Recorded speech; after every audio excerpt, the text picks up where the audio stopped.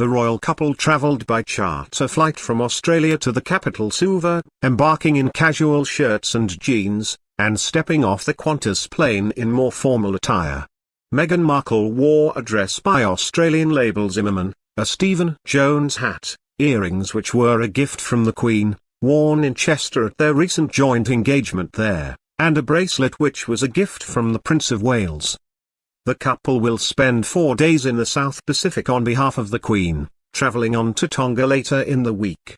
But there are questions over the palace's wisdom of allowing the pregnant Duchess to continue with the trip, as there is a moderate Zika risk in the region. The mosquito-borne disease can cause serious defects in unborn fetuses, and the Foreign and Commonwealth Office advise expectant mothers not to travel there. But Kensington Place insists the couple have taken medical advice and are happy for Meghan, who is around 12-14 weeks pregnant, to continue with her trip. Harry and Meghan will be staying at the Grand Pacific Hotel, where the Queen also stayed, in 1953. Since then Fiji has hosted a number of royal visits, including 5 from the Queen and 3 from Prince Charles.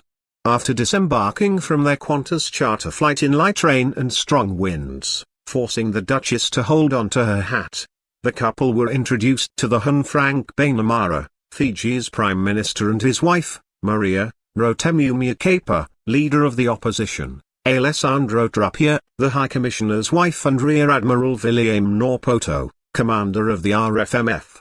The Duchess was presented with a bouquet of flowers by a flower girl from the chiefly island of Bor, the island home of Ratu Apensia Kakabau, who ceded Fiji to Britain in 1874. Queen previously visited Bor in 1982, before Prince Harry made his way to a dais on the runway.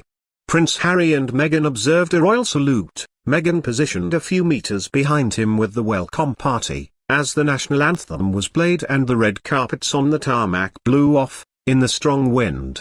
The Duke was then invited to inspect the Guard of Honour, before Harry and Meghan left for their next engagement, a meeting with Fiji's President, Jyoji Conrot at Boren House. As the couple's convoy left the airport, hundreds of well-wishers had lined the road out of the airport, waving flags and cheering. From Boren House, the Duke and Duchess will attend an official welcome ceremony, in the city centre's Albert Park. The ceremony, known as the Viakara Vivaka Vanua, embodies Fijian cultural identity and heritage, and will mirror in format that of the one attended by the Queen and the Duke of Edinburgh when they visited Fiji, in 1953.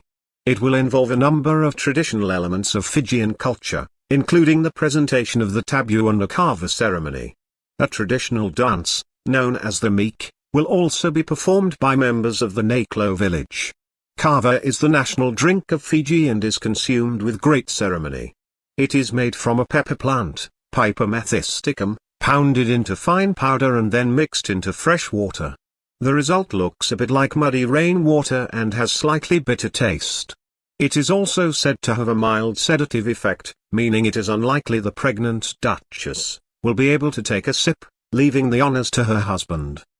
The couple will sit on a raised dais with everyone seated below them as a mark of respect.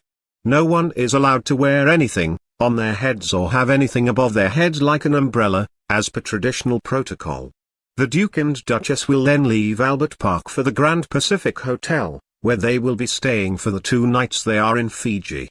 Following in the footsteps of the Queen, they will acknowledge members of the public gathered around Albert Park, from the balcony of the hotel. On Tuesday night, they will attend a reception and state dinner hosted by the President of Fiji, at which Harry will speak. It will be the most glamorous event the couple have so far attended, during their 16-day tour. On Wednesday, His Royal Highness will lay a wreath at the Fiji War Memorial, and meet a number of Fijian war veterans, some of whom served with the British Armed Forces. The royal couple will then visit the University of the South Pacific campus in Suva. From here, their program will split. The Duke will travel to Koloai Suva Forest Park and the Duchess, to the British High Commissioner's residence, before she heads to Suva Market. On Thursday, the royal couple will travel to the city of Nadi in western Fiji, where they will attend a special event at Nadi Airport. After an official welcome ceremony, The Duke and Duchess will unveil a new statue commemorating Sergeant Talia Sila. From Nadi Airport, their Royal Highnesses will take a chartered flight to Tonga. In Tonga's Nuku'alofa, the pair will visit the St. George Building, for a call on the Prime Minister Akhalezai Pohaiva and members of the cabinet. From there, they will attend an exhibition with the Princess Angelica at the Fanelua Centre, and then travel to Tupou College. The Duke and Duchess later travel to the Royal Palace for an official farewell with the King, before heading back to Sydney for the closing ceremony of the Invictus Games. The couple are expected to attract huge crowds during their time in Fiji and Tonga, but some are criticising the timing of the visit to Fiji, which comes less than 3 weeks before the country's elections. Robin Nair, who was Fiji's Foreign Affairs Permanent Secretary until he resigned last year, says he is concerned Fijian Prime Minister Frank Bainimarama will take full advantage of the royal couple's widespread publicity. Fijians love the royals. And the government knows that there will be great euphoria and joy created by the visit, Mr. Nair said in a statement provided to the ABC.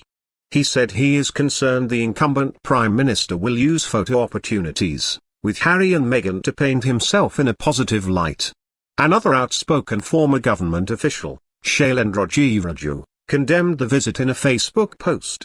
In a letter addressed to the UK High Commissioner to Fiji, Mr. Jeeraju called for the visit to be postponed to a mutually convenient and more appropriate time.